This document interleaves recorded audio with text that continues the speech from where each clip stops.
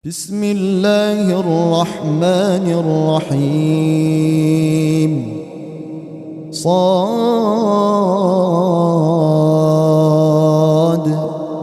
والقرآن ذي الذكر بل الذين كفروا في عزة وشقاق كم أهلكنا من قبلهم من قرن فنادوا ولا تحين مناص وعجبوا أن جاءهم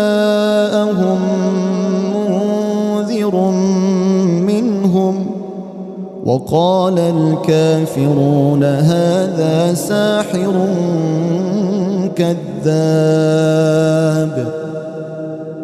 أجعل الآلهة إلها واحدا إن هذا لشيء عجاب وانطلق الملأ منهم أن امشوا واصبروا على آلهتكم إن هذا لشيء يراد ما سمعنا بهذا في الملة.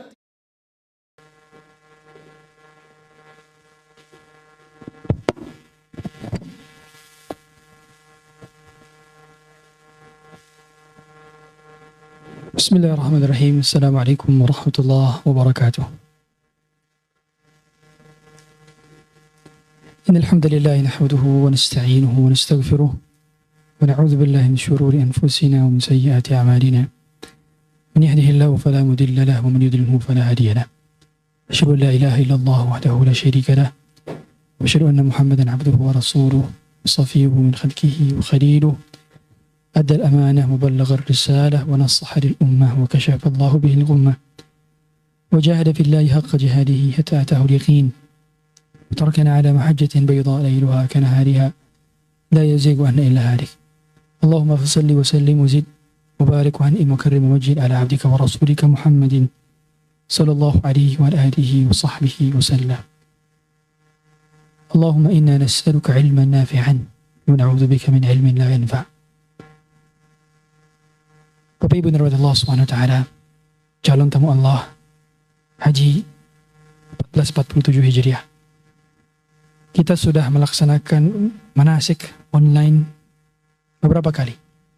Dan puncaknya dari offline. Pada kali ini tidak banyak yang ingin kita sampaikan dalam perkara-perkara teknis yang mungkin nanti kita akan juga jelaskan.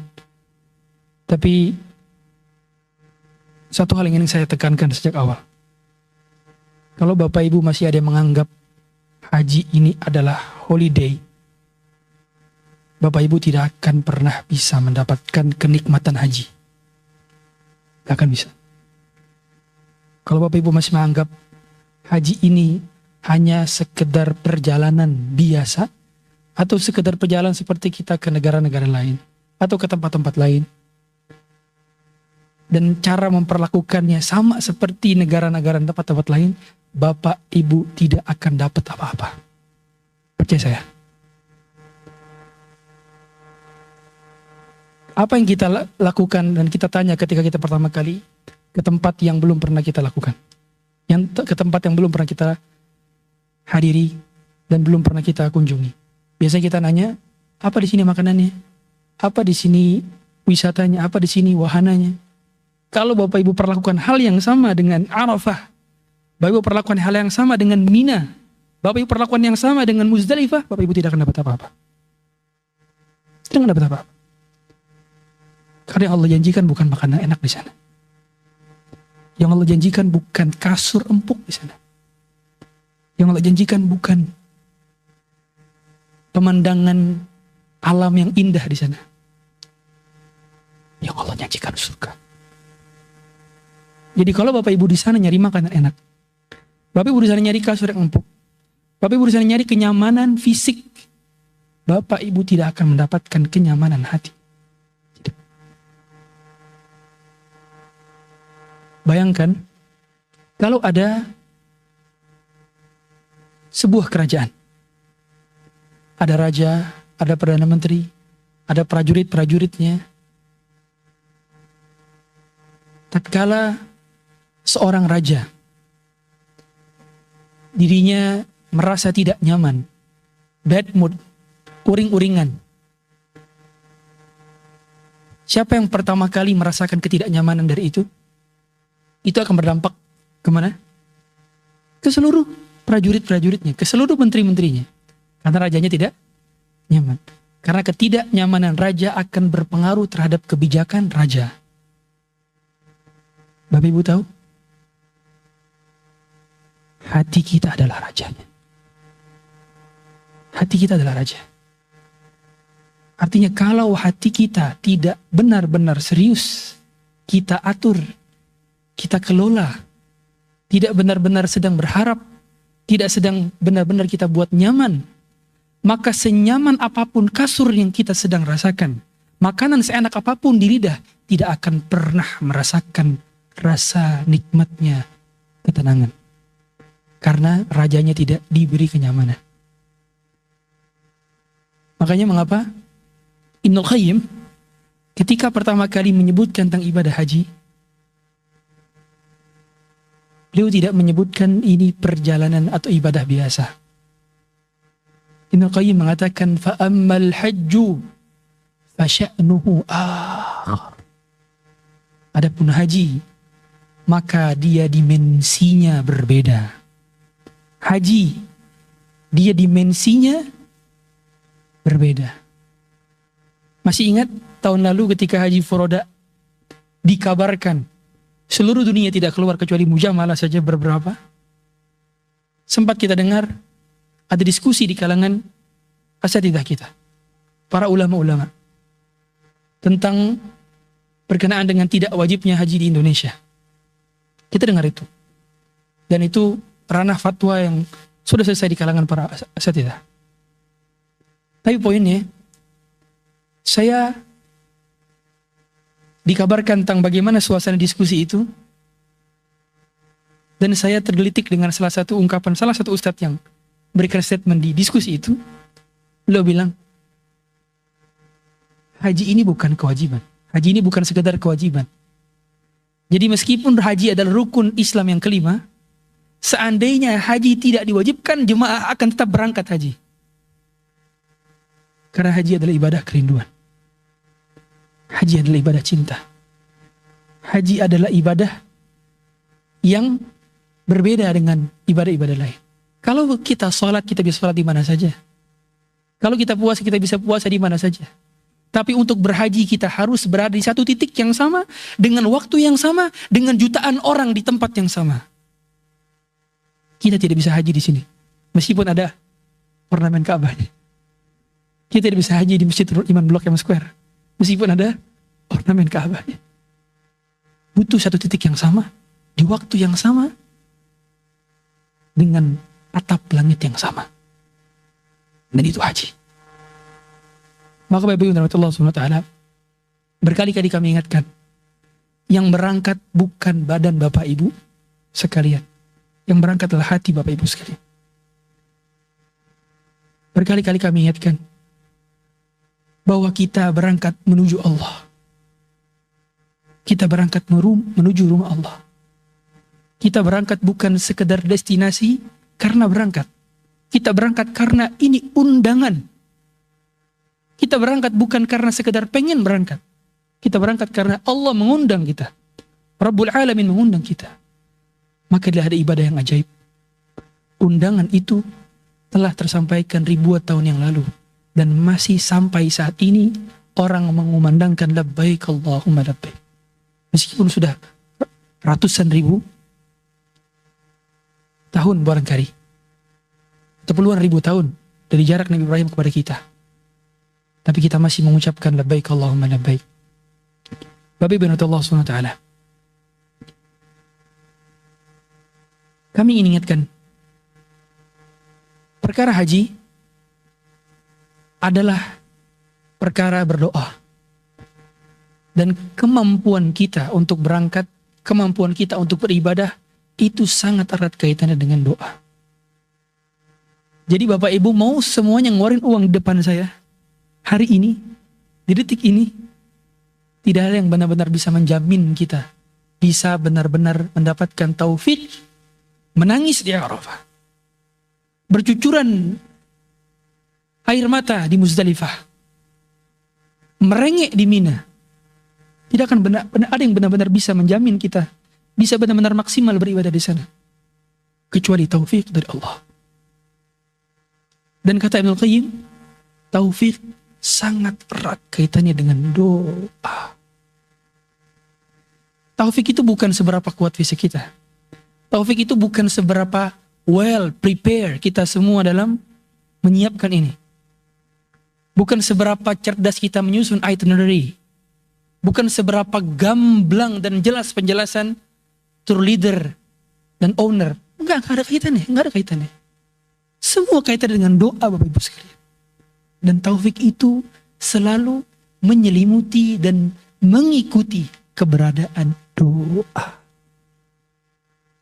Itulah mengapa permintaan doa, permintaan hidayah selalu dijadikan sebagai rukun di dalam salat. Ihdinas shiratal mustaqim.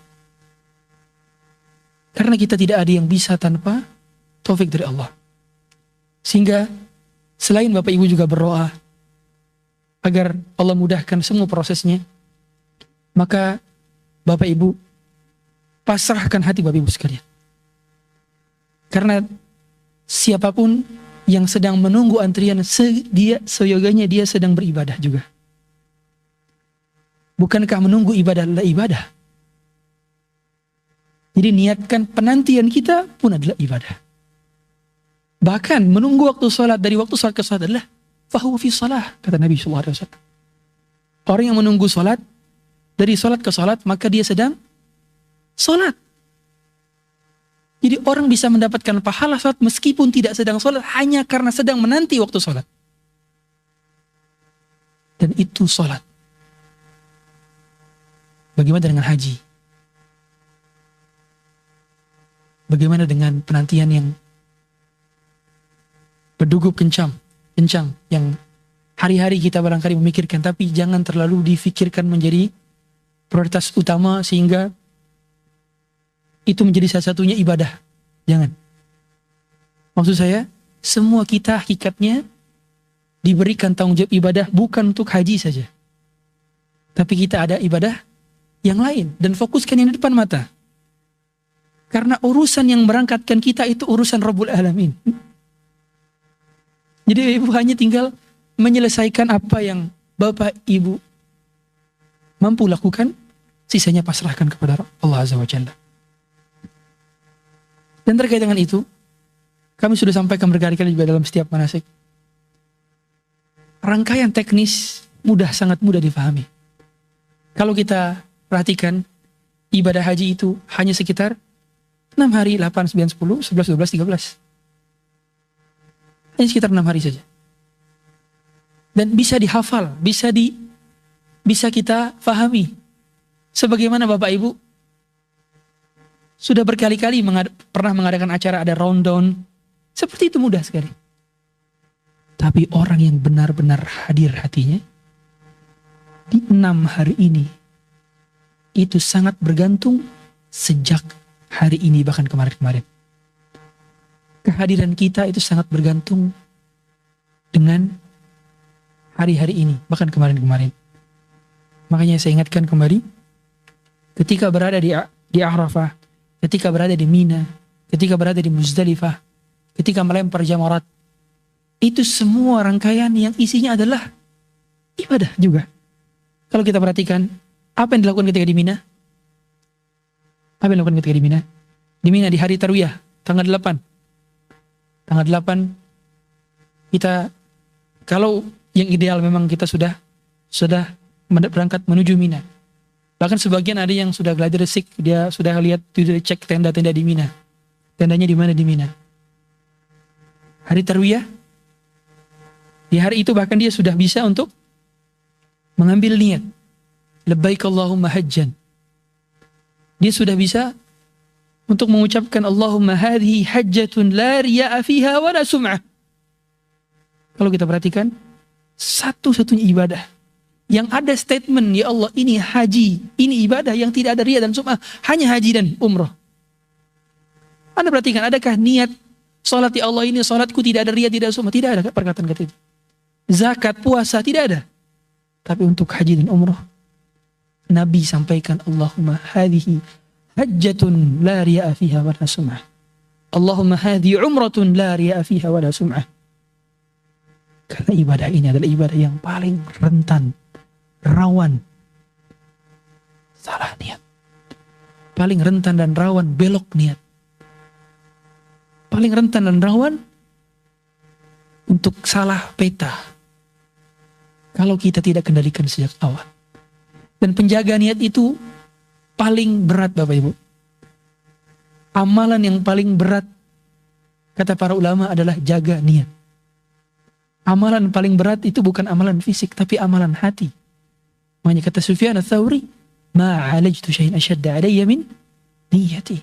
Tidak ada hal yang dapat lebih aku kendalikan susahnya melebihi niat. Kalau kita lihat ketika berada di Mina, apa yang kita lakukan? Isinya adalah salat. Kita salatnya ketika di Mina nanti ketika sudah berada di Mina itu diqasar. Subuh 2 rakaat, zuhur 2 rakaat, asar 2 rakaat, maghrib 3 rakaat, isya 2 rakaat. Tidak dijamak. Semuanya dikosor pada waktunya masing-masing. Dan berjamaah kita akan lakukannya insyaallah. Dan tidak ada qabliyah ba'diyah kecuali qabliyah subuh. Ketika di Mina, kita nggak qabliyah ba'diyah. Karena kondisinya safar. Kondisi musafir itu kondisi yang tidak ada qabliyah ba'diyah. Hukum asalnya. Kecuali kalau kita bermakmum dengan imam yang mukim. Sebagaimana kata Syekh bin Baz, itu pula kita diperbolehkan untuk qabliyah ba'diyah. Jadi kalau kita sedang umroh kemudian bermakmum di Masjidil Haram. Imam Masjidil Haram mukim atau musafir? Mukim. Syekh Bandar Barila, Syekh Dosari itu mukim. Maka kita bisa qabliyah ba'diyah. Nah, kalau imamnya juga musafir dan mengqasar salatnya bahkan, maka kita tidak perlu qabliyah ba'diyah kecuali qabliyah subuh. Karena Nabi SAW tidak pernah meninggalkan qabliyah subuh seumur hidupnya. Baik keadaan musafir maupun keadaan mukim. Dan ketika berada di Mina, boleh melakukan salat-salat lain, salat sunnah lain, selain qabliyah ba'diyah yang selain qabliyah subuh.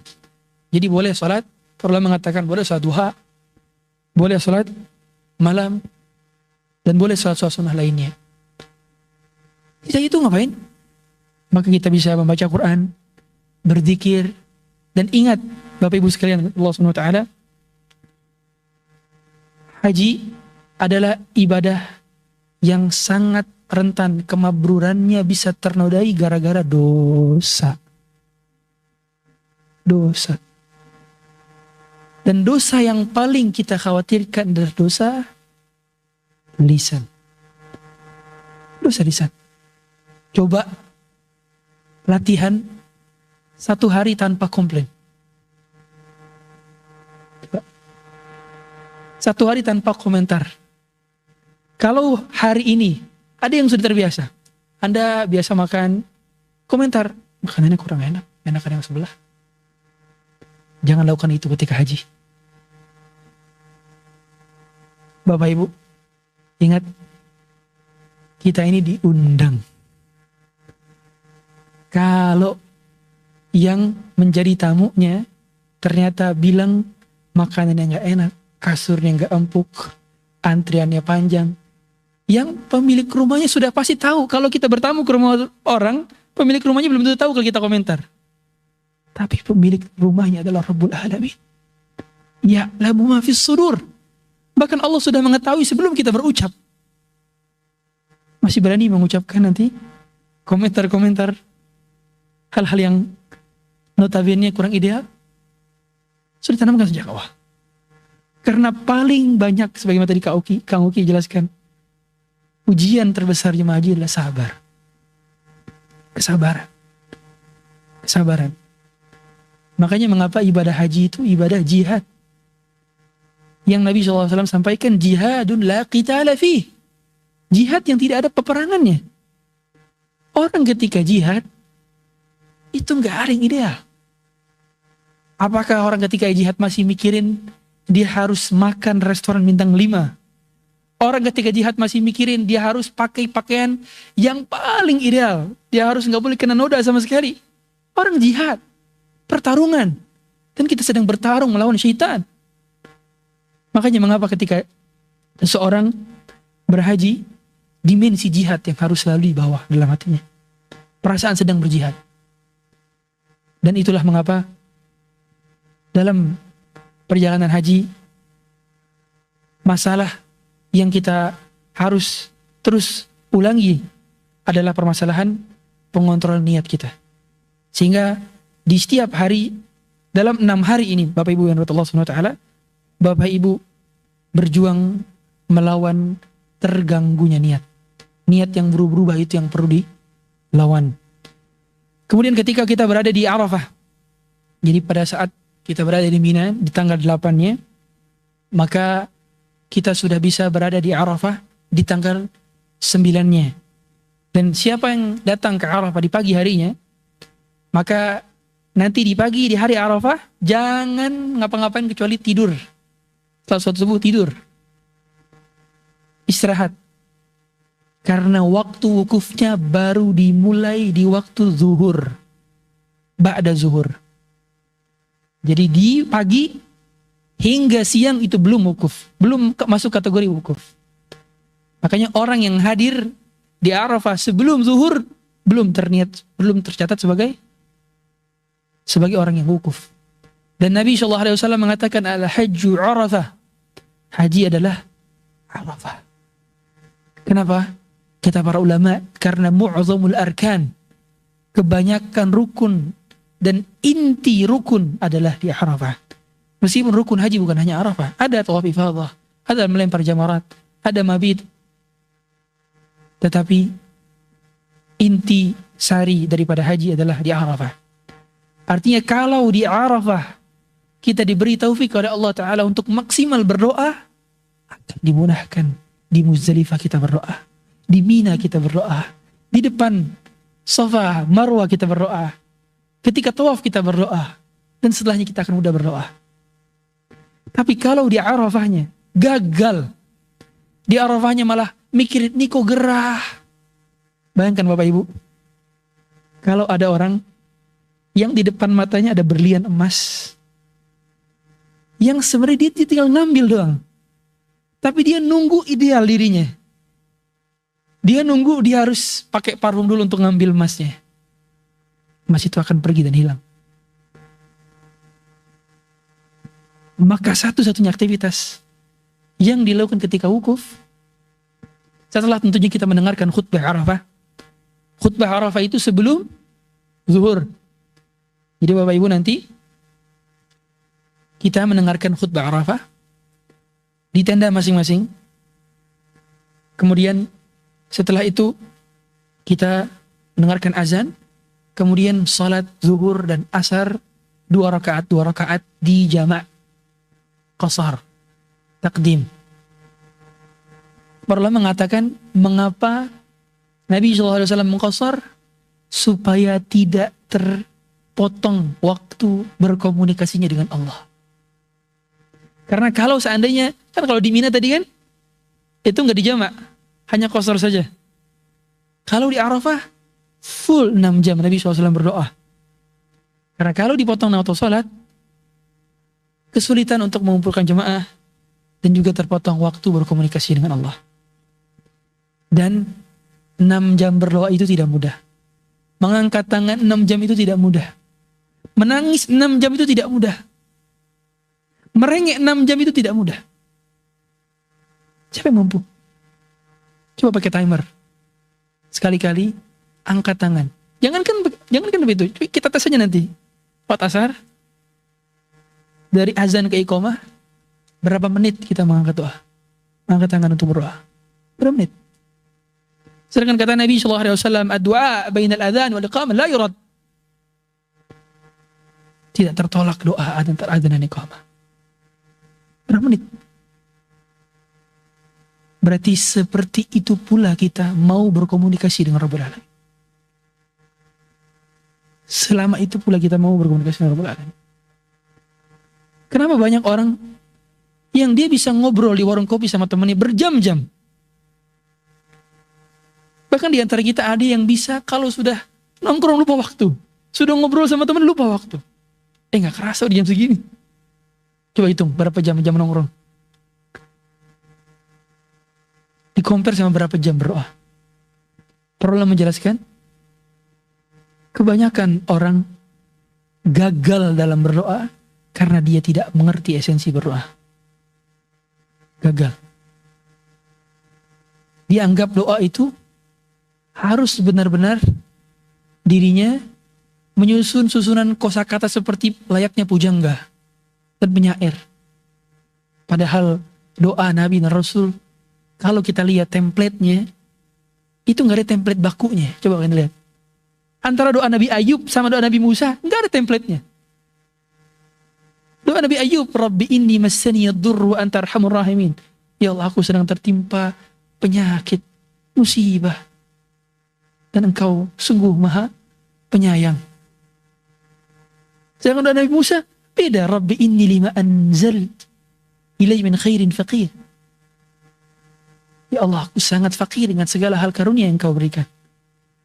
Doa Nabi Zakaria, Rabbi inni wahana al-'azmu minni wa ishta'ala ar-ra'su shayba wa lam akun bi du'aika rabbi syaqiyya. Ya Allah, tulangku telah merapuh, kulitku telah keriput, rambutku telah beruban, tapi aku tidak pernah berputus asa dari berdoa kepada Engkau. Maka ini tips. Doa supaya lama itu dicurhatin. Diapain? Curhatin. Coba Bapak Ibu kalau curhat gimana? Saya tanya Bapak Ibu kalau curhat gimana? Itu kan ngejelasin. Cerita gak? Kita cerita gak? Kalau orang curhat itu cerita. Dia rutin dari awal. Kemarin Anda begini, kemarin Anda begini. Terus Anda ketemu ini. Terus Anda diginiin. Kapan kita ngomong kayak gitu kepada Allah? Kapan? Kapan? Jangan-jangan kita gak pernah ngomong gitu sama Allah. Jangan-jangan cuma minta doang, gak cerita. Jangan-jangan kita cuma muji Allah doang, tapi gak cerita. Kenapa doa kita sebentar? Karena kita hanya meminta. Sedangkan doa bukan permintaan semata. Doa bukan sekedar pujian belaka. Doa adalah tentang komunikasi. Doa adalah tentang cerita. Cerita kita. Jadi kalau ada orang bisa 6 jam berdoa, itu dia bukan hanya mengulang kosakata doanya, tapi dia juga sedang bercerita kepada Allah. Dan semua kita bisa bercerita kepada Allah dengan bahasa kita masing-masing. Itulah mengapa doa tidak harus disyaratkan dalam bahasa Arab, kecuali dalam sholat. Agar kita bisa berlama-lama dalam berdoa. Seandainya doa hanya dipersyaratkan dalam menggunakan bahasa Arab, mungkin kita tidak akan lama-lama berdoa, kecuali Kang Uki. Atau kecuali siapa yang belajar bahasa Arab di sini, yang bisa berlama-lama dalam berdoa. Maka Bapak Ibu sekalian, Allah SWT, berlatihlah untuk curhat dengan Allah. Curhat tidak butuh kosakata pujangga. Curhat tidak butuh template. Tentu ada beberapa adab. Seperti kita memujinya terlebih dahulu. Kita bersalawat kepada Nabi SAW. Kita beristighfar, baru kita berdoa. Tapi isi daripada doa itu tidak ada batasan template. Maka Bapak Allah SWT keluhkan segala tentang itu. Dan sejatinya bukan Allah yang butuh tentang pengkabaran cerita kita. Tapi kita ingin menunjukkan beberapa rapuhnya kita. Betapa sedihnya kita. Betapa galaunya kita. Dan Allah senang. Bapak Ibu Allah SWT, juga ini kami sampaikan pesan bahwa hari ini barangkali semua gelisah, atau yang belum keluar lebih tepatnya gelisah. Yang belum keluar pisahnya yang gelisah. Tapi tahukah kita? Saya ingin mengingatkan, dan semua kita barangkali hafal hadisnya. Dalam hadis Bukhari, Nabi SAW mengatakan, "Ma yusibul mu'min min wasabin, wala nasabin, wala hammin, wala huznin, wala adan. Hatta syawkatu allati yushakuha, illa kafarallahu biha min sayyi'atih." Tidaklah setiap muslim yang merasakan rasa letih, capek, kemudian rasa sakit, dan Nabi mengatakan wala hammin, rasa gelisah, dan di akhir Nabi sampaikan illa kafarallahu biha min sayyi'at, kecuali Allah gugurkan dosa-dosanya. Jadikan kegelisahan Bapak Ibu sekalian menanti visa sebagai pengguguran dosa. Dan betapa bahagianya orang beriman, gelisah nunggu visa aja bisa gugurin dosa. Amalan mana yang tidak membuat orang beriman bahagia? Makanya kata Nabi SAW, ajaib orang beriman itu. Gimana gak ajaib? Dia lagi capek, oh dosanya gugur.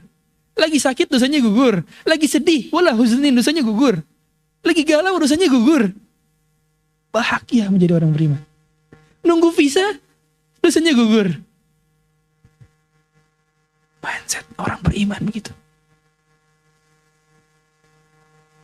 Jadi dia gak pernah gelisah. Karena penantiannya pun berpahala. Masa nantinya pun berpahala. Nanti begitu dapat pahala lagi. Misalkan dia keluar visanya, dapat pahala apa? Pahala syukur. Dia bisa sujud syukur. Saya tanya, kemarin yang ketika ditelepon sama Mas Abdurrahman, siapa yang sujud syukur? Angkat tangan. Alhamdulillah 1. Ini gak ada lagi, kan 40 yang keluar. Wah, habis ini sujud syukur. Ini penting hadirin. Kadar pengagungan kita terhadap nikmat Allah itu dengan sujud syukur. Dan saya mungkin khususan kepada Mas Abdurrahman udah berkali-kali sujud syukur. Anda tahu berita tiap tahun jemaah haji itu ketika landing di Madinah sujud syukur. Siapa di antara jemaahmu jamaah ini yang sujud syukur nanti ketika landing? Bukankah banyak cerita orang yang mau berangkat meninggal belum sampai landing? Bukankah banyak cerita yang di pesawat meninggal? Subhanallah, saya kemarin ada punya teman mutawif, dia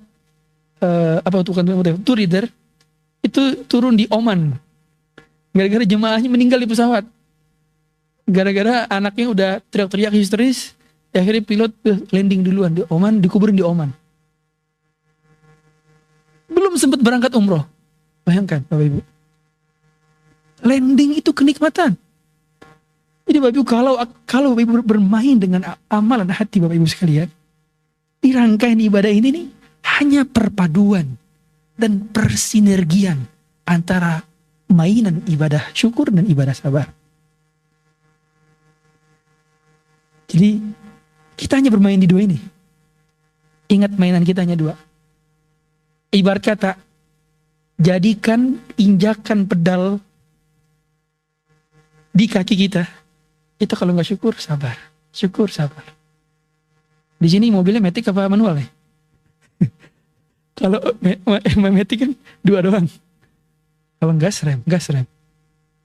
Jadi kan pinjakan kakinya itu kalau nggak gas, syukur. Kalau nggak rem, ya sabar. Nggak ada pilihan lain. Kalau gini doang bahagia. Itulah kata Nabi, ajaib. Kan Nabi mengatakan ajab li amrul mu'min, in asabatu sarra syakar fakana khairan lah, in asabatu darra sabar. Nabi cuma bilang dua, sabar syukur. Mainan kali ini. Dan itu yang harus kita mainkan juga nanti. Saya malah sebenarnya ini nggak tahu ide iseng aja. Tapi karena qadarullah jauh ya. Tapi penting membuat bonding ini penting. Saya malah kepikiran kalau enggak bikin acara lagi gitu di villa atau di mana, laki-laki perempuan terpisah. Karena teman safar itu bukan sekedar asal pilih. Bapak Ibu Allah Subhanahu wa taala, ini harus dipentingkan juga ya. Ini harus menjadi pola pikir mindset. Yang Bapak Ibu bayar ke travel itu bukan sekedar haji Bapak Ibu. Tapi Bapak Ibu bayar teman safar. Bapak Ibu bayar ilmu yang Bapak Ibu dapatkan. Bapak Ibu bayar suasana. Bapak Ibu bayar vibes. Karena sekedar bayar visa, sekedar bayar bisa berangkat, banyak cara berangkat. Anda pernah lihat ada orang mau berangkat pakai drone, baru mau. Dan ada orang berangkat naik sepedanya, naik motornya. Ada jalan kaki. Ada banyak cara. Tapi poinnya, kita benar-benar harus bisa bonding. Yang berangkat itu sudah jadi keluarga, tim. Jadi, ketika kita berada di sana, atau ketika kita melihat bagaimana Nabi SAW safar. Pertama, Nabi SAW itu tidak pernah berangkat haji dan umroh sendirian. Alias beliau nggak pernah umroh mandiri. Tapi nggak pakai travel juga sih. Dulu belum ada. Tapi poinnya beliau nggak pernah sendiri. Artinya berjamaah itu bagian dari rangkaian safarnya Rasulullah SAW. Makanya mengapa dalam setiap safar itu ada amir safar, alias tour leader kalau bahasa sekarang. Dalam setiap safar itu kita benar-benar saling menunjukkan bagaimana ta'awun kita ketika safar. Makanya Bapak Ibu sekalian Allah Subhanahu wa taala, masih ingat bagaimana hadis Nabi SAW? Ala an akuna fi hajati akhi ahabbu ilayya min an a'takifa fi hadzal masjid syahran. Aku berkhidmat, menolong, berada dalam hajat, mengurangi kesulitan dia, atau berada dalam pertolongan dia. Hajat, satu doang hajat, apapun. Entah itu diangkatin tasnya, entah itu diangkatin kopernya, entah itu antriannya asalnya di paling belakang, silakan maju duluan. Meskipun kalau paling belakang gak boleh, harus izin dulu.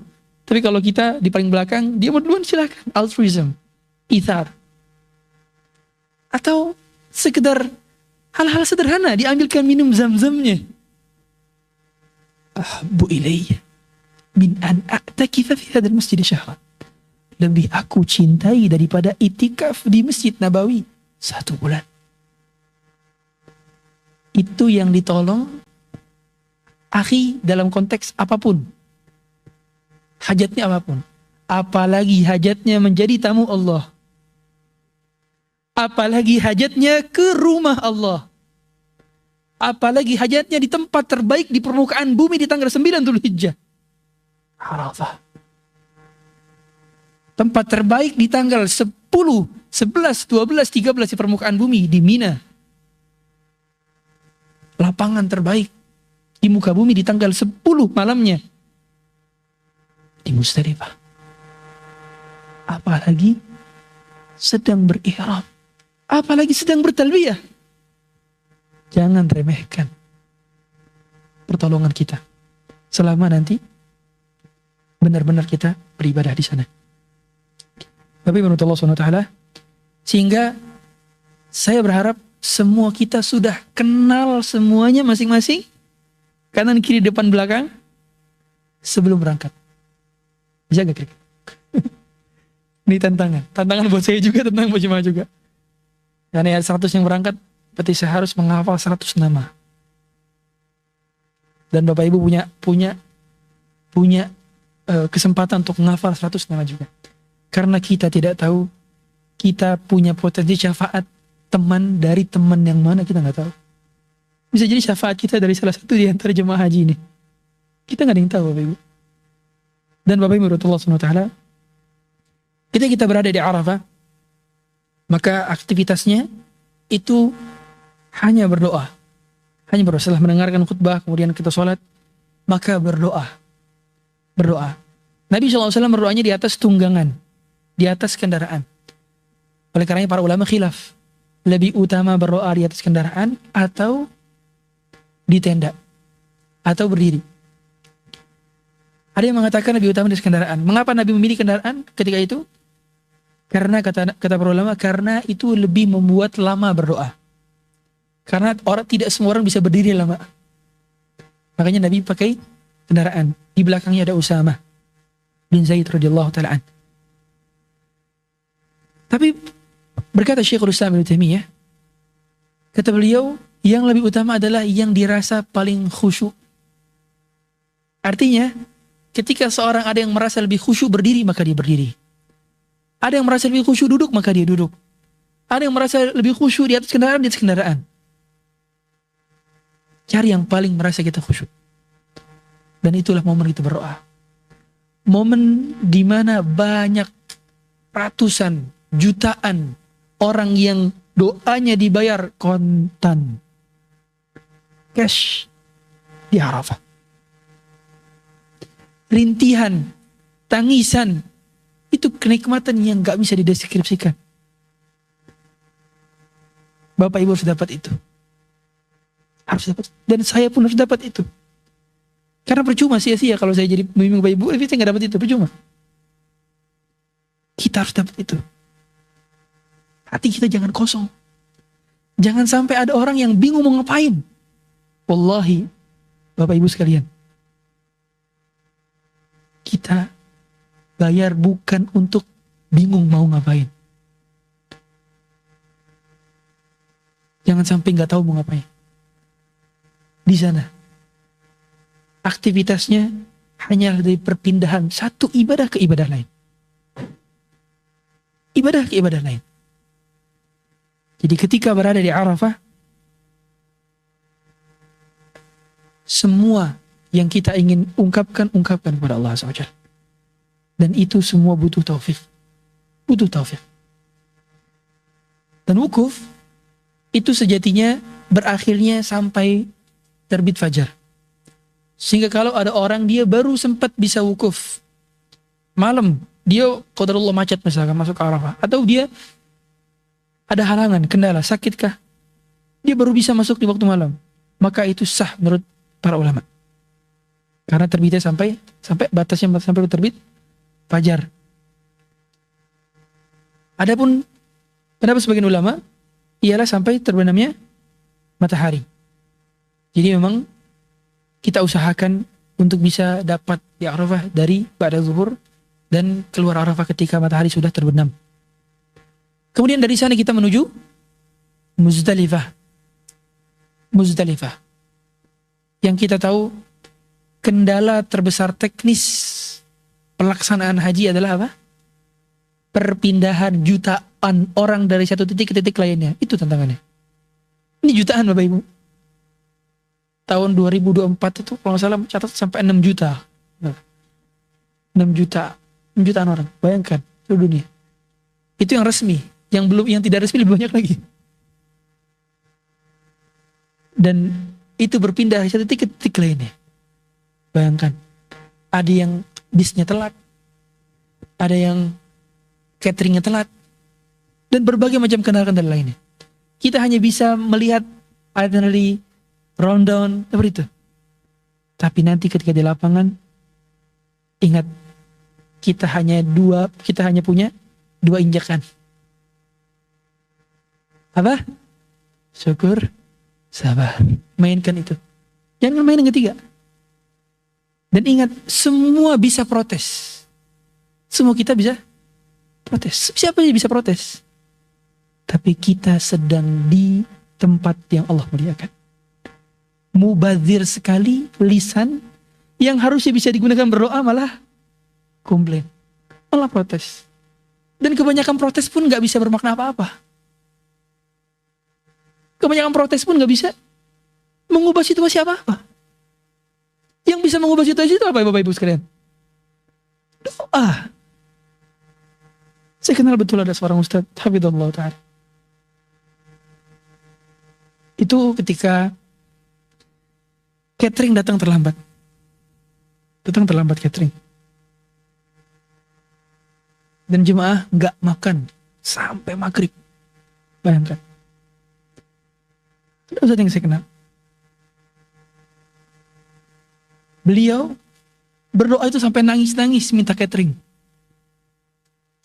Minta makanan. Kapan terakhir kita berdoa sampai nangis minta makanan? Kapan?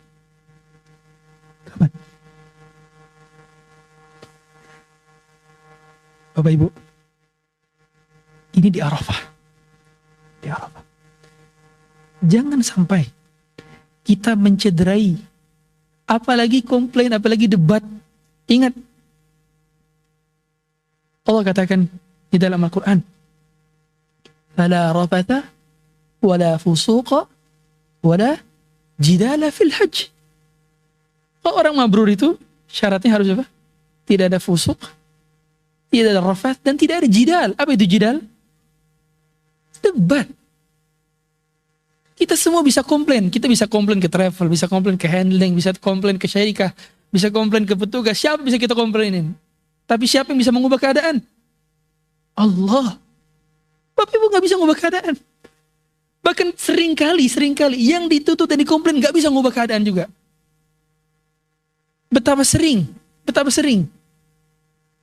kita dituntut oleh jemaah dan kita gak bisa ngapa-ngapain juga, bingung. Kita tuntut dia pun gak bisa ngapa-ngapain. Dan ini bukan dalam konteks umur aja, dalam konteks keseharian. Betapa banyak orang tua dituntut oleh anak dan dia gak bisa ngapa-ngapain. Atasan dituntut oleh bawahan, dia gak bisa ngapa-ngapain. Hanya Allah Ta'ala yang bisa mengubah keadaan. Itulah mengapa di kalimat-kalimat terdesak itu banyaklah mengucapkan kalimat la haula wala quwwata illa billah. Tidak ada yang bisa mengubah. La haul. Kata para ulama, haul itu maksudnya adalah pengubahan dari satu keadaan ke keadaan lain. Tidak ada yang bisa mengubah keadaan A jadi B kecuali Allah. Dan itu yang harus kita tanamkan. Dua pedal di kaki mobil kehidupan kita. Bapak menurut Allah SWT. Kemudian ketika kita berada di Muzdalifah, maka mabit itu sebetulnya harus mu'adzamul lail. Mu'adzamul lail itu berarti mayoritas malam. Berarti setengah malam lebih sedikit. Seandainya malam ada 12 jam, berarti kita minimal 6 jam lebih. Maka ketika kita berada di Muzdalifah, kita menjamak takhir. Jadi salat maghrib dan isya'nya ditakhir di isya'. Dikosor 3-2. Kemudian di sana kita istirahat. Jadi istirahatnya kapan Bapak Ibu? Di Arafah di kapan? Ketika pagi sampai siang itu istirahat. Total, gak mau ngapain, istirahat. Bas, istirahat. Ini mainnya, ingat, jangan sampai kita ngira, kok istirahat gak ibadah? Istirahat juga ibadah. Nah, ya harus paham konsepnya. Ibadah itu bukan cuma zikir, sholat, puasa. Bukan. Ibadah juga ada istirahat. Bahkan istirahat untuk ibadah juga bernilai ibadah. Sebagaimana kata Abdullah bin Mas'ud, Inni ahtasibu naumati kama ahtasibu qaumati. Aku mengharap pahala dari tidurku sebagaimana aku mengharap pahala dari bangunku, kata beliau. Jadi harap pahala juga ketika tidur.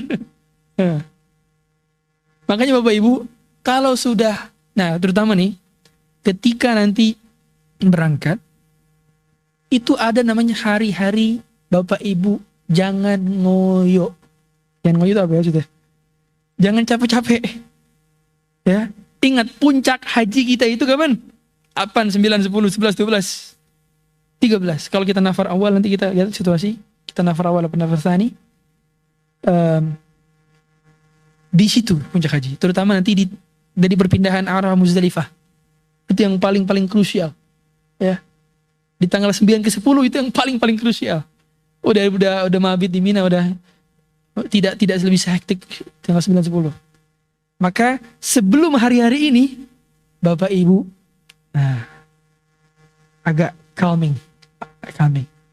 Makanya mengapa siklus ibadahnya Nabi SAW itu juga ada yang gaspol, ada yang slow. Contohnya gaspol kapan? Kapan? 10 malam.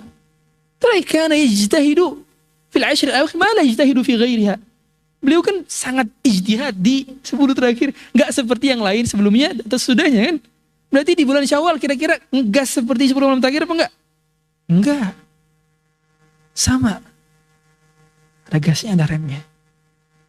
Maksud saya, kita nanti kan akan haji tamattu'.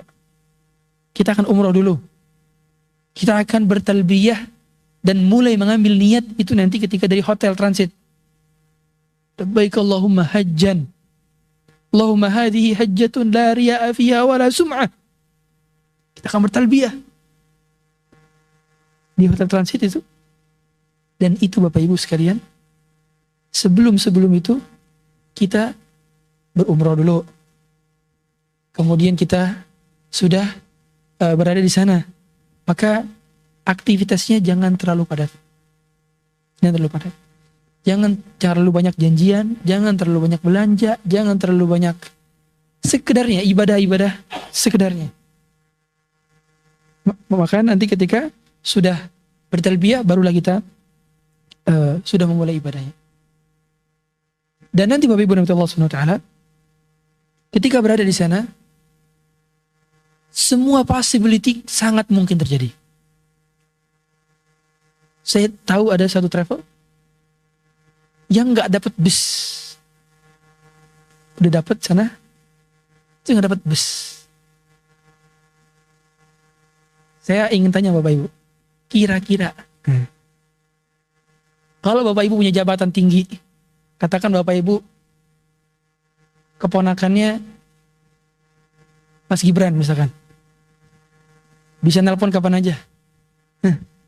Kemudian nggak dapat bus, Bapak Ibu bayar 30.000 USD. Apa yang pertama kali Bapak Ibu lakukan?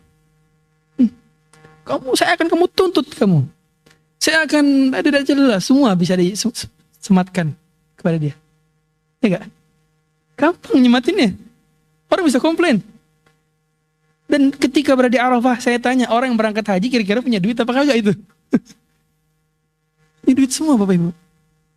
Dan tidak sembarangan jabatan-jabatannya. Tapi mengapa pakaian kita di sana semua sama? Mengapa titik kita di wukuf itu sama? Kenapa rukunnya nggak beda antara orang kaya dan orang miskin? Kenapa nggak beda? Kenapa muharramatul ihramnya sama? Yang nggak boleh ihram itu sama-sama nggak boleh pakai parfum, sama-sama nggak beda.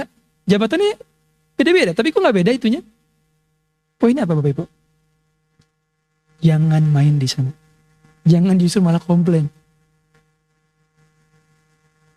Coba pikirkan, saat nggak dapat bus, Bapak Ibu bayangkan jadi jamaah. Semoga kita tidak terjadi. La qadarullah. Saya berharap.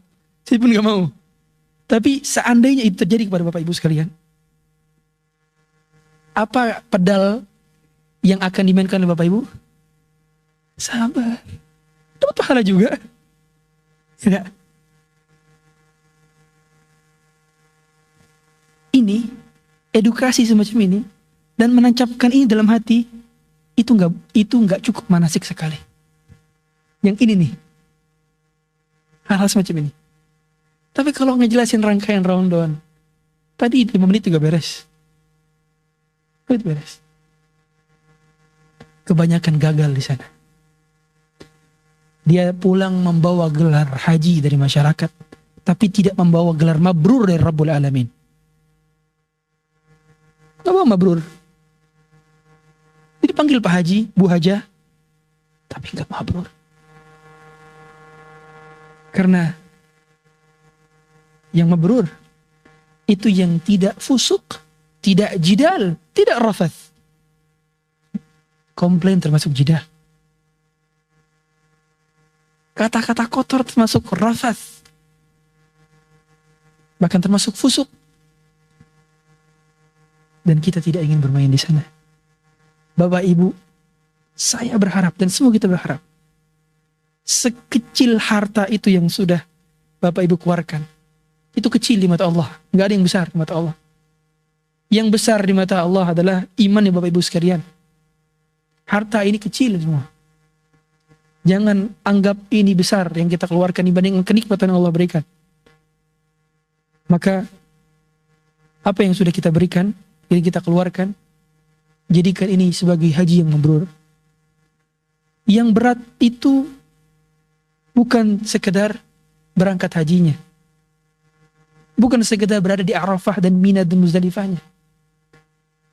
Coba saya tanya, hari ini, seandainya ada presiden di seluruh dunia, hari ini mau berangkat haji, gampang apa susah? Gampang-gampang aja. Orang dia tinggal telepon, minta undangan, beres. Punya akses semua. Artinya untuk bisa berangkat ke sana, sekedar berangkat, itu bagi orang-orang yang punya jabatan, boleh jadi bisa, gampang. Tapi yang benar-benar dia berada di Arafah dan Mina serta Muzdalifah, itu berada dalam puncak keimanan yang tinggi dan mabrur, gak bisa semuanya. Dan Bapak Ibu yang dirahmati Allah SWT, yang kita kejar dari kemabruran ini adalah surga. Dan itu yang dijanjikan oleh Nabi SAW. Al-hajjul mabrur laisa lahu jaza' illal jannah. Haji yang mabrur tidak ada yang equal, setara.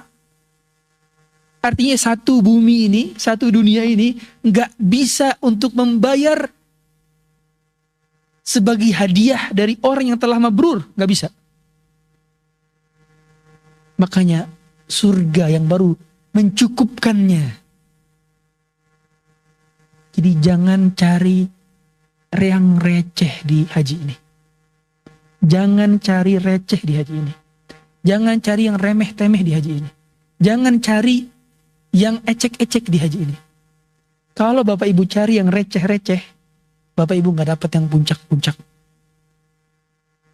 Artinya, saya ingin sampaikan, kalau kita mau pas berangkat, masih menjadi prioritas utamanya, aduh kemarin stok parfum Rif aku habis, ini ntar mau beli Itu yang menjadi patokan utamanya. Oh nanti mau foto di Jabal Rahmah, kebetulan nih buat ganti profile picture di WhatsApp yang belum ganti sebulan, sambil di Jabal Rahmah.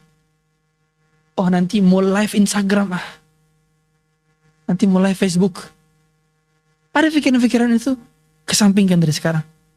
Dan berdoa minta taufik kepada Allah untuk ikhlaskan hati-hati kita. Karena ikhlas itu perkara yang dijaga sebelum, ketika, dan setelah. Makanya berat.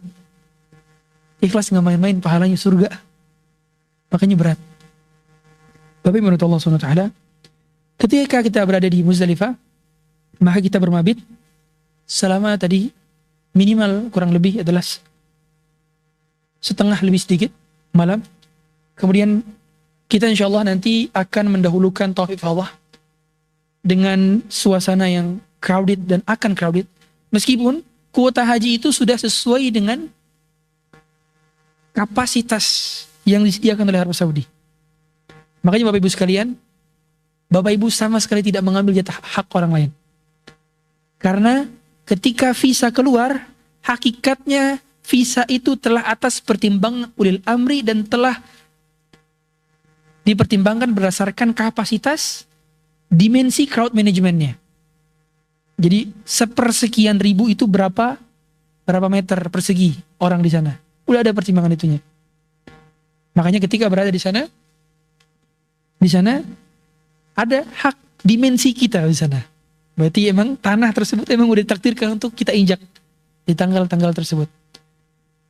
Nah, Bapak Ibu Allah SWT ketika berada di Muzdalifah, Bapak Ibu istirahat. Dan istirahat ternikmat bukan tentang kasurnya, bukan tentang hotelnya, tapi tentang bernilai ibadah atau tidak. Dan itu adalah istirahat yang paling indah. Bintang-bintang di malam Muzdalifah itu adalah bintang-bintang terindah sepanjang hidup Bapak Ibu sekalian. Saya pernah dengar cerita ada seorang,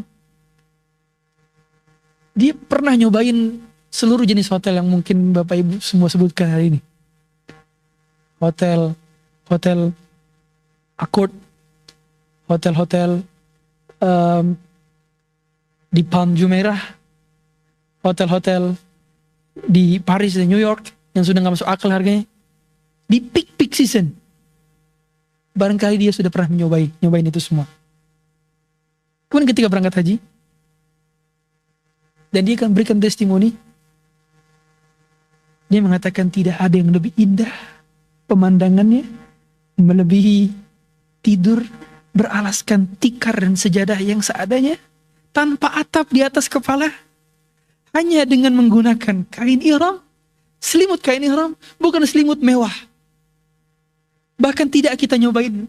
Anda tahu kalau di hotel-hotel bintang 5 itu sabun-sabunnya branded, Ibu. Sabunnya branded. Bahkan sikat giginya bukan sikat gigi firm bukan sikat gigi yang biasa. Semuanya mewah fasilitasnya. Tapi paling indah adalah berada di Muzdalifah. Alasnya bukan kasur tapi sejadah. Dan itu bukan aspal, jadi batu. Batu Bapak Ibu. Tapi indah. Mengapa? Karena Nabi pernah melakukan hal yang sama. Sallallahu alaihi wasallam. Kita melakukan apa yang dikerjakan oleh Nabi sallallahu alaihi wasallam, dan itu sudah cukup indah. Karena ibadah sejatinya apa yang dikerjakan oleh Nabi sallallahu alaihi wasallam. Makanya mengapa? Seandainya kita tidak mengetahui seluruh hikmah dari ibadah-ibadah ini, maka tetap ibadah akan tetap menjadi kewajiban. Makanya mengapa kata Umar bin Khattab radhiyallahu taala anhu, ketika beliau mengatakan kepada batu, "Wallahi laqad alimtu bi annaki hajar." Aku tahu kau ini cuma batu. "Falaula ra'aitu Rasulullah sallallahu alaihi wasallam yuqabbiluka ma qabbaltu." Kalau bukan aku melihat Rasulullah mencium, aku tidak akan menciummu. Jadi poinnya beliau mencium itu hanya karena Rasulullah pernah mencium itu. Dan kita pun bermabit di Muzdalifah hanya karena Rasulullah pernah melakukannya. Kalau ada pilihan Rasulullah seandainya mabit di Zamzam Tower, kita pun akan mabit di Zamzam Tower. Iya gak? Tapi Rasul tidak mabit di Zamzam Tower. Rasul mabitnya di Muzdalifah dan di Mina. Jadi niatkan itu perasaan suasana ibadah haji yang haru. Kecuali memang ada uzur. Ada uzur. Bagi yang ada uzur, untuk tidak sampai mu'zamul lailah, itu boleh keluar. Sebagaimana Nabi SAW mengizinkan Abdullah bin Abbas, kemudian Nabi mengizinkan juga para pengembala domba atau kambing, itu untuk keluar duluan. Gak sampai mu'zamul lail, gak sampai malam yang lebih, setengah malam lebih. Dikarenakan ada hajat. Dan itu perlu mengkiaskan dengan para petugas haji. Dan juga mengkiaskan dengan orang yang sakit. Lalu bagaimana Ustaz? Kalau hari ini orang rombongan. Kita tahu jemaah haji itu berangkat grup. Bahkan haji reguler aja ada grup-grupnya. Kita by grup. Maka para ulama fatwakan, seandainya dalam satu grup itu ada yang uzur. Dia satu sakit, mau gak mau harus berangkat duluan. Sedangkan gak ada yang menemani misalkan. Harus berangkat bareng-bareng. Maka kita harus berangkat bareng-bareng. Meskipun kita pengen mau mulai, tapi karena ada 1, 2 orang, 3 orang, 5 orang sakit uzur, gak bisa berlama-lama di Muzdalifah. Karena dia sakit misalkan. Dan semuanya rombongan itu harus ikut juga. Bertolak menuju Mina segera. Gak sampai setengah malam. Maka kita ikut. Kita lagi mainkan pedal apa tadi berarti? Sabah. Enak gak? Enak, cuma tinggal gas rem aja. Jangan sampai mengatakan, gara-gara dia nih ikut jamaah kita. Kok dia ikut kita sih, seandainya gak? Nah, jangan ungkapan itu. Semua bisa komplain di hari itu. Tapi jangan gunakan energi komplain di situ. Gunakan doa dan ihtisab dengan kesabaran. Kemudian ketika sampai di Mina, sebagian jemaah ada yang langsung dia tawaf ifadah. Insyaallah kita tawaf ifadah langsung. Jadi kita akan langsung ke Masjidil Haram. Karena itu kita sudah masuk tanggal 10 Dan tanggal 10 itu ada beberapa rangkaian ibadah. Dan terbanyak ibadah di rangka 6 hari ini yang paling banyak di tanggal berapa? 10.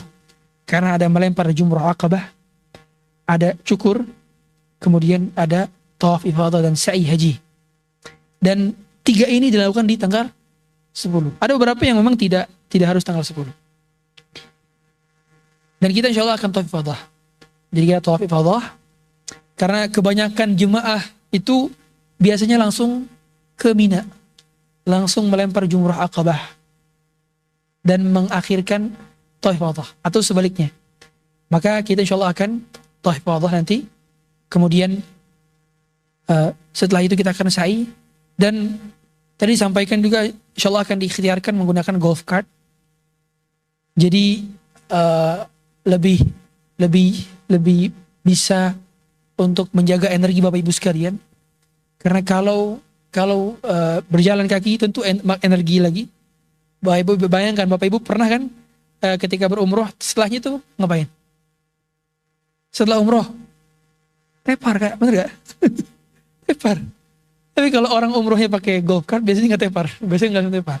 Artinya kita masih bisa ngelakuin aktivitas lain lagi. Apalagi kita belum tahu nanti bagaimana suasana Minanya seperti apa, dan semoga Allah mudahkan semuanya. Dan jarak tempuhnya, kemudian juga situasi bagaimana jemaahnya, karena sangat kita pertimbangkan bagaimana jemaah-jemaah yang sudah lansia, bagaimana nanti keadaannya kita akan pertimbangkan. Baru nanti ketika sudah tawaf ifadah, kemudian kita sa'i. Nah, tawaf ifadah jadi kita menuju mana? Dari Muzdalifah kita kemana berarti? Ke Masjidil Haram, kan tawaf Masjidil Haram. Ya, tawaf biasa, tawaf haji. Niatkan tawaf haji, kemudian sa'i haji. Dan tawaf butuh wudu. Tawaf butuh suci dari hadas dan hadas dan haid dan nifas. Jadi dia bisa diakhirkan bagi orang yang haid. Jadi seandainya ada ibu-ibu yang haid, maka tawaf ifadahnya bisa diakhirkan. Tapi rangkaian ibadah lain itu nggak perlu harus suci dari hadas, tapi dianjurkan. Sebagaimana ketika di Arafah itu wukufnya dianjurkan suci dari hadas. Wukufnya dianjurkan dalam keadaan berwudu. Tapi bagi orang yang haid sah. Makanya Nabi SAW mengizinkan Asma bintu Umais, istrinya Abu Bakar As-Siddiq, untuk ihram. Bayangkan kalau kan Bapak Ibu sekalian ada yang berat, ada yang kesusahan, ada yang haid dan nifas. Bandingkan keadaan ibu-ibu sekalian dengan kisah Asma bintu Umais radhiyallahu taala anha. Jadi beliau ini lahirannya di Zulhulaifah. Bayangkan. Jadi berangkat dari Madinah ke Zulhulaifah untuk ngambil mikot. Pas di mikot mau niat brojol. Anaknya Muhammad bin Abu Bakar. Bayangkan, baru lahir. Lahirnya di Zulhulaifah, lagi ngambil mikot. Dan apakah Asma bintu Umais balik lagi ke Madinah? Enggak. Ya. Lanjut Bapak Ibu sampai Mekah. Dalam mana nifas? Iya, nifas. Darahnya ngocor. Dan kita tahu dulu itu belum ada membalut. Jadi bagaimana?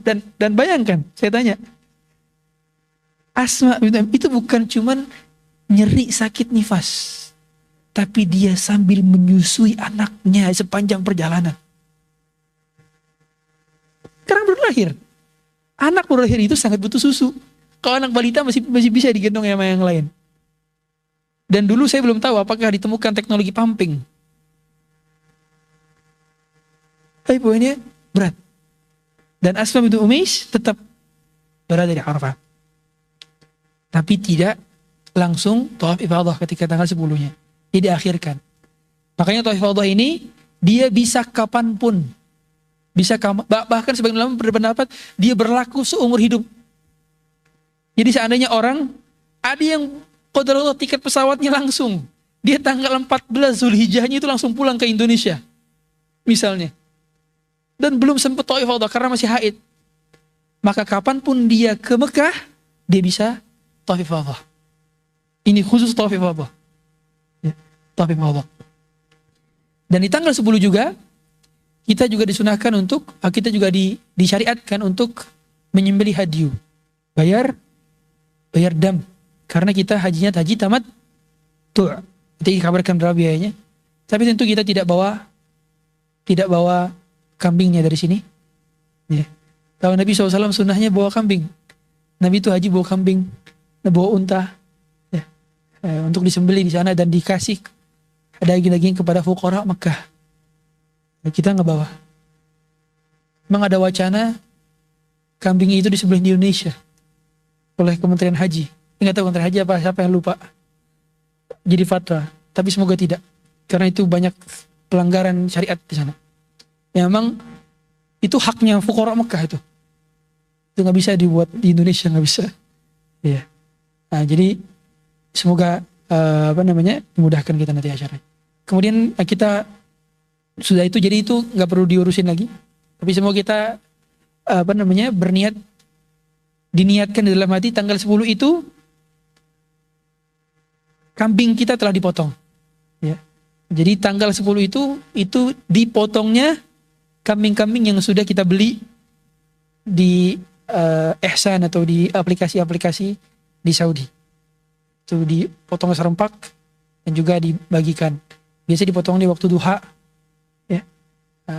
Kita ketika di Arafah kita nggak puasa Arafah. Jadi puasa Arafah itu hanya untuk yang tidak berada di Arafah. Hanya untuk orang yang tidak berhaji. Ya. Jadi kalau orang yang berhaji nggak puasa Arafah. Ya. Dan puasa Arafah kita tahu bagi orang yang tidak haji itu mendapatkan pahala puasa selama mendapat pengampunan dosa selama 2 tahun. Setahun sebelumnya dan setahun setelahnya. Nah, itu privilege. Tapi bagi orang yang haji nggak puasa. Karena Nabi SAW tidak puasa. Dan Nabi yang lebih utama kita ikuti. Dan ketika itu, kemudian selesai daripada kita tawaf ifadah dan sa'i, barulah kita bisa mencukur. Nah, kita bisa mencukur. Kalau sudah mencukur berarti kita sudah melakukan 2 dari 3. Dua rangkaian ibadah dari 3. Dan kalau sudah 2 rangkaian ibadah dikerjakan dari 3, yang 3 belum. 3 apa? Satu lagi apa? Melempar jumrah aqabah. Berarti kita sudah tahallul pertama. Kalau sudah tahallul pertama berarti sudah bisa melakukan beberapa larangan yang sebelumnya dilarang. Yaitu sudah boleh menggunakan pakaian biasa lagi. Sudah boleh pakai parfum lagi. Yang tidak boleh adalah berhubungan suami istri. Karena belum tahallul tsani. Nah, kalau tahallul yang kedua itu 3-3-nya. Bukan 2/3 tapi 3/3. Yaitu ketika kita sudah beres udah cukur, sudah tawaf ifadah dan sa'i, kemudian sudah melempar jumrah aqabah. Jumrah aqabah ini jumrah yang terjauh dari Mina. Jadi ini Mina, ya. Yang terdekat dari Mina namanya jumrah sughra. Tengah jumrah wusta. Nah, jumrah aqabah itu yang dia ke arah Masjidil Haram, mengarahnya. Ya. Jadi jumrah yang sana. Nah, kita melempar berapa batu sana? 7 batu. Hanya 7 yang kita lempar. Tidak lebih. 7.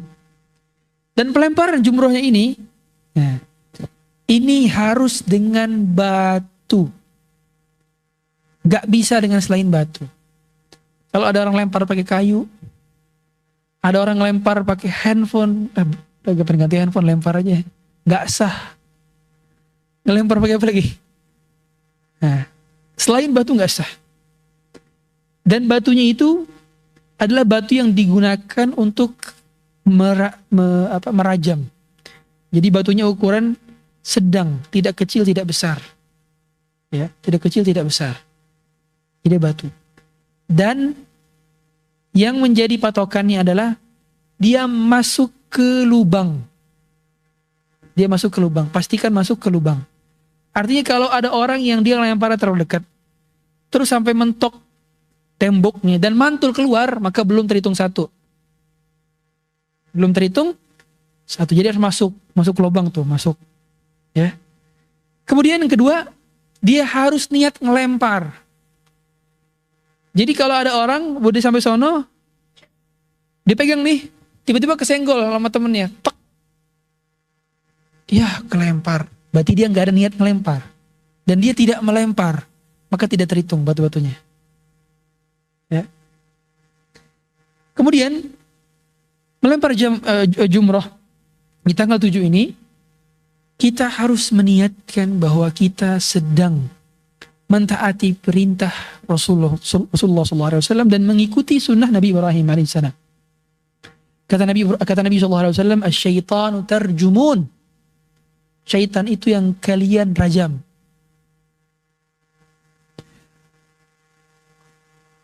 Wa Rasulullah tattabi'un.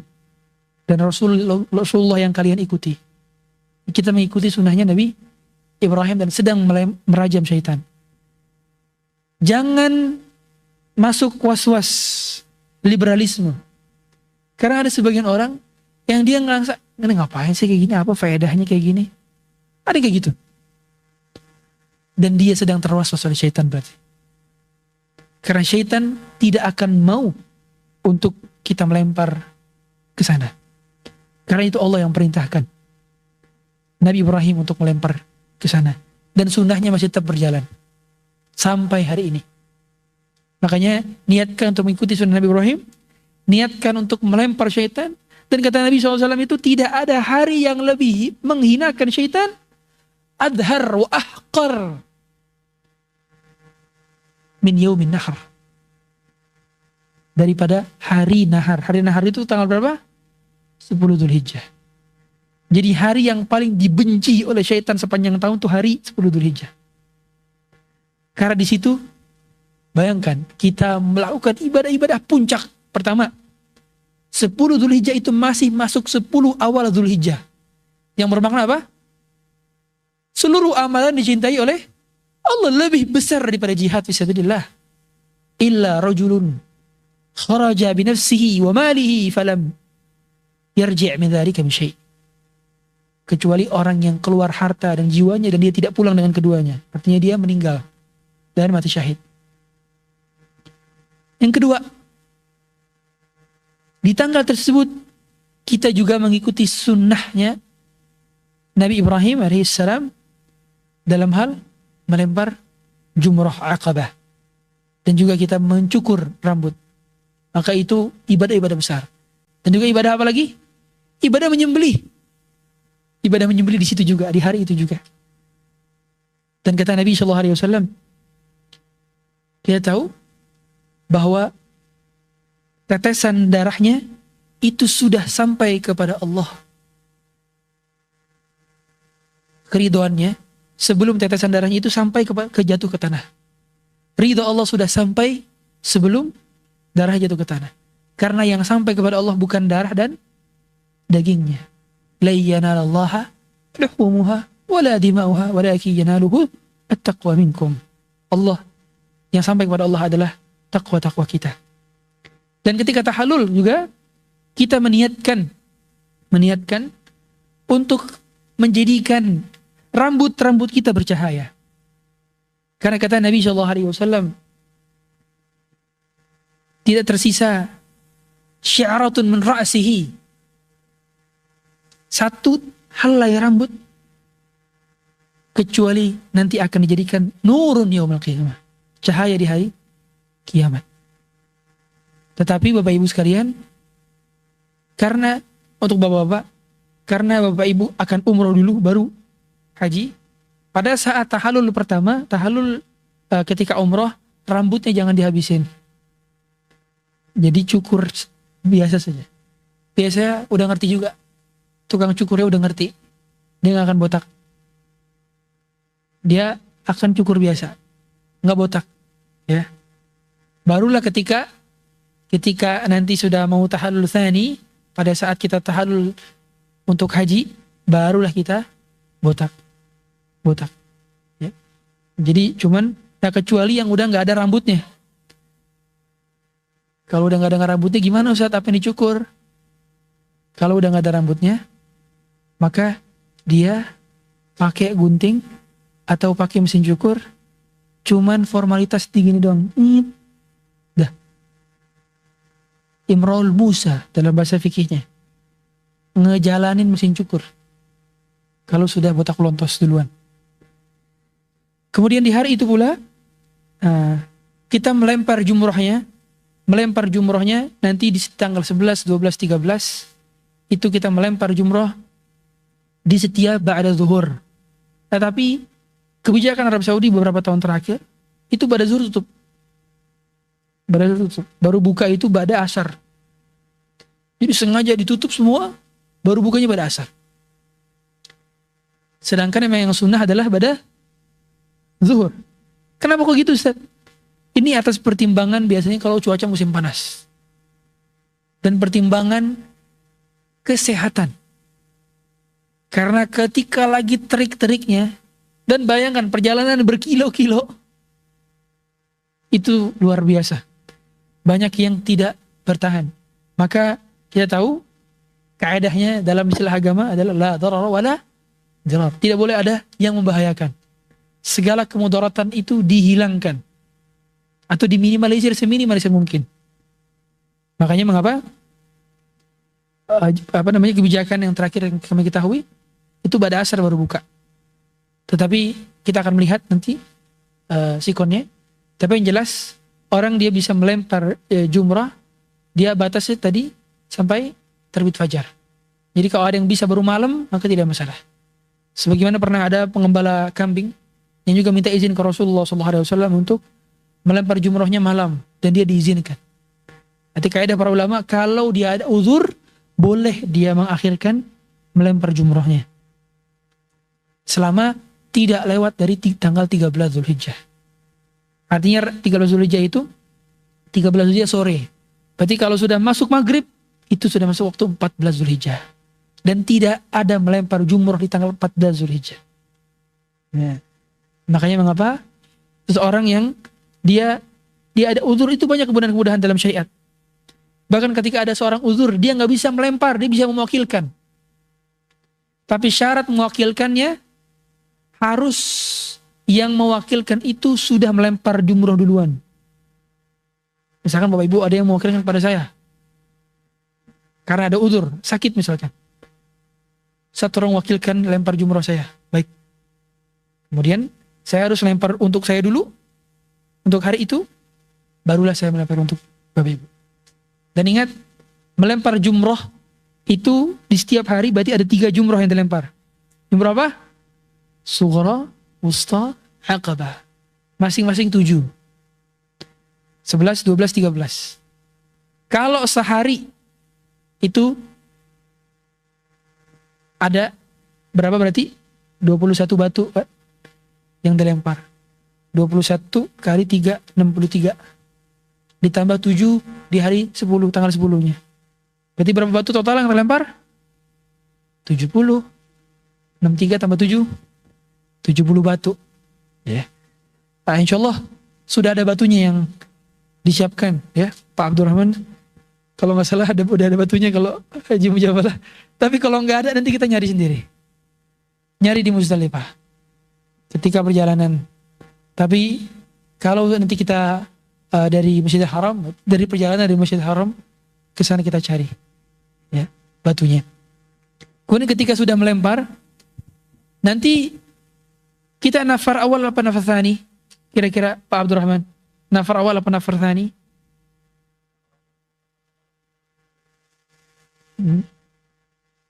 Baik, berarti ada 2 pilihan.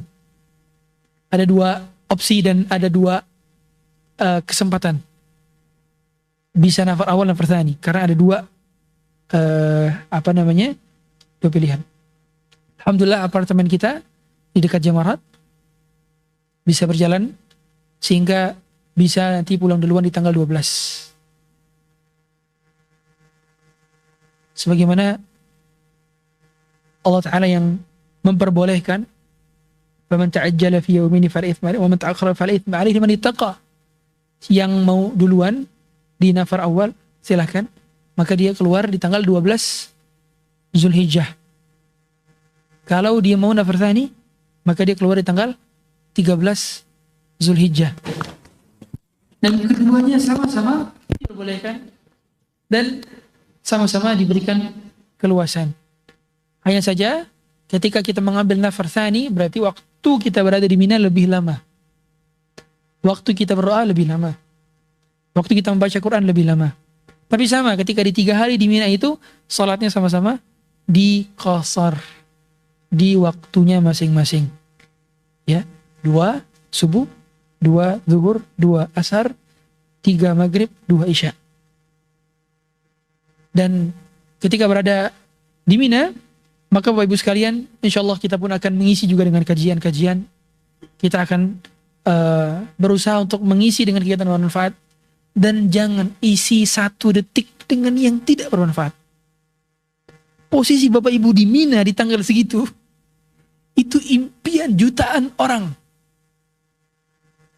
Kalau di Mina masih sempatnya scrolling, di Mina masih sempatnya gibah, di Mina masih sempatnya nonton highlight Premier League, meskipun kalah Liverpool, gimana? Percuma. Jangan buat hal-hal yang mubadzir di sana. Dan ketika sudah berada di sana, maka ketika sudah selesai nanti nafar tsani, maka kalau kita beberapa harinya sudah planning untuk pulang, maka kita ada satu rangkaian ibadah lagi yang terakhir. Apa? Tawaf wada. Tawaf wada. Tawaf wada yang ada hanya pada haji, tidak ada pada umroh. Nabi tidak tawaf wada pada umrohnya, tapi Nabi tawaf wada pada hajinya. Akhiru ahdin bil bait. Aktivitas terakhir adalah di rumah Allah. Jadi ketika itu para sahabat itu pada bubaran setelah bermabit di Mina. Maka Nabi mengatakan, la yanfiranna ahadun, jangan ada yang kabur semua duluan, illa an yakuna akhir ahdihi bil bait, kecuali aktivitas terakhirnya adalah tawaf wada, tawaf perpisahan. Tawaf wada ini tawaf yang tidak pakai kain ihram, tawaf yang pakai pakaian biasa, tetapi aktivitasnya harus terakhir itu, kecuali aktivitas pengikut yang kaitannya dengan safar, misalkan nunggu bus, packing, itu masih termasuk aktivitas terakhir, bukan tidur. Makanya orang yang sudah tawaf wada nggak boleh tidur sebagaimana mukim. Kalau tidur sambil nunggu bis boleh, tapi tidur di kamar lagi, dia seperti aktivitas mukim, itu nggak boleh. Itu aktivitas terakhirnya adalah tawaf wada, dan tetap wudu. Dan itu harunya luar biasa Bapak Ibu, bagi orang yang ngerti esensinya. Jadi ibadah ini semua kita harus ngerti esensinya dan harus menghayati esensinya. Kapanpun kita miss navigasi, kita seperti orang yang berjalan di tempat dan gak ngerti, gak ngapa-ngapain kalau kita gak ngerti. Jadi ini perjalanan yang menggunakan seluruh aktivitas hati melebihi tubuh yang lain. Bapak Ibu Allah SWT. Kemudian setelah itu kita ke Madinah, karena tadi lihat antaranya Madinah itu terakhir. Dan inilah kita menikmati ketenangan Madinah, menikmati tranquility Madinah, menikmati keindahan Madinah, menikmati kampung tempat peristirahatan terakhirnya Rasulullah SAW. Dan Madinah juga sama aktivitasnya, beribadah secara maksimal, dan tetap akan ada kajian-kajian. Selama saya menangani Bapak Ibu sekalian, maka kewajiban saya, pertanggungjawaban saya itu kepada Allah terlebih dahulu sebelum kepada travel. Maka berat. Saya harus benar-benar memastikan Bapak Ibu sekalian, tidak ada yang miss dan luput dari hal-hal yang melanggar rangkaian ibadah hajinya. Sekaligus juga saya berusaha dengan segala kelemahan yang saya miliki. Semoga Allah berikan taufik untuk menguatkan perjalanan kita semua. Maka Bapak Ibu sekalian, jangan ada yang sungkan untuk meminta tolong apapun. Bahkan sekedar minta angkatin tas saja.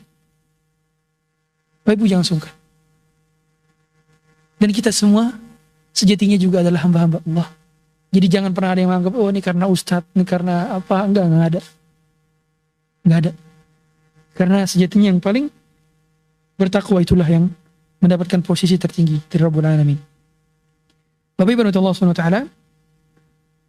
dari rangkaian-rangkaian yang singkat ini, ada beberapa hal yang ingin saya tekankan sambil menanti kehadiran visa ataupun menanti ibadah haji yang kita belum tahu kapan benar-benar Allah sampaikan kita ke sana. Yang pertama, Bapak Ibu Allah SWT, sejatinya jangan menunggu berhaji untuk berdoa. Pertama, jadi jangan sampai kita baru mengucapkan doa itu ketika haji saja. Jangan. Dari sekarang. Sebagaimana haji adalah perjalanan menuju Allah, maka hari ini kita juga sedang berperjalanan menuju Allah. Bapak Ibu sedang duduk di sini, saya sedang duduk, tapi hakikatnya kita sedang berjalan. Kita sedang berjalan. Berjalan menuju Rabbul Alamin. Step by step kita sedang berjumpa dengan Allah nantinya. Tujuan akhir kita. Jadi jangan gantungkan satu-satunya harapan hidup hanya dengan keluar visa. Pusing Bapak Ibu sekalian. Uring-uringan nanti ke Mas Abdul. Tiap hari bikin visa, gimana keluarnya. Nah, fokus dengan apa yang bisa dilakukan hari ini. Itu yang pertama. Yang kedua, suasanakan hati untuk dekat dengan Allah. Bapak Ibu itu berperjalanan hati. Artinya kalau hatinya nggak siap diajak berangkat, fisiknya doang yang siap diajak berangkat, hatinya ketinggalan nih. Di Indonesia, di Depok, di Tangerang, hatinya ketinggalan, nggak mau diajak berangkat. Di sono seperti mayat hidup. Wallah. Hambar. Bahkan saya berpikir, kok ada orang bisa di Arafah itu ngerokok? Saya berpikir, gimana ceritanya? Sampai pikir, subhanallah. Kok ada orang berada di Arafah, dia merokok? Kok ada orang berada di Mina, dia masih nonton hal yang gak bermanfaat? Kok masih ada orang sudah berada di tempat terbaik, dia malah ngelakuin hal yang aneh bin ajaib? Apalagi kesyirikan. Apa dia ngambil pasir tanah di Arafah atau di Mina untuk dibawa dimasukin ke tas? Apalagi dia melakukan hal-hal yang tidak dilakukan oleh Nabi Sallallahu Alaihi Wasallam. Syirik, bid'ah, hal-hal yang tidak diajarkan dalam agama. Subhanallah, bagaimana nanti itu pertemuan insya Allah. Ini kenikmatan. Tiket berangkat haji itu kenikmatan, Bapak Ibu. Ibadah ini ajaib. Jangan sia-siakan. Maksud saya, itu yang harus menjadi inti perjalanan Bapak Ibu sekalian. Kalau hari ini ada yang masih berkubang di dalam kemaksiatan yang satu, berhenti, bertaubat kepada Allah. Bertaubat. Kalau hari ini kita coba cek hari ini, iseng-iseng aja, nanti dibuka catatan, tulis di handphone atau di kertas, apa ilmu yang belum saya amalkan, tulis. Pertama, saya sudah tahu ilmu sabar, tapi saya tidak bisa sabar, tulis. Kedua, apa tuh? Coba tulis aja iseng-iseng. Dan selama rangkaian perjalanan Bapak Ibu, sambil menunggu ini, kita berangkat, Bapak Ibu usahakan amalkan satu-satu yang belum diamalkan. Dan jihadlah di amalan tersebut. Saya katakan jihad kenapa? Karena mengamalkan ilmu itu lebih berat daripada mendapatkan ilmu. Berat. Jangan kira semakin banyak ilmu semakin semakin enteng aja hidupnya. Enggak, semakin banyak ujiannya. Karena orang semakin mengambil gelar kan semakin banyak ujiannya. Maka Bapak Ibu yang Allah SWT, taqarrub kepada Allah Azza wa Jalla. Dekat kepada Allah, tinggalkan dosa. Jangan buka pintu satu dosa pun. Jangan buka pintu.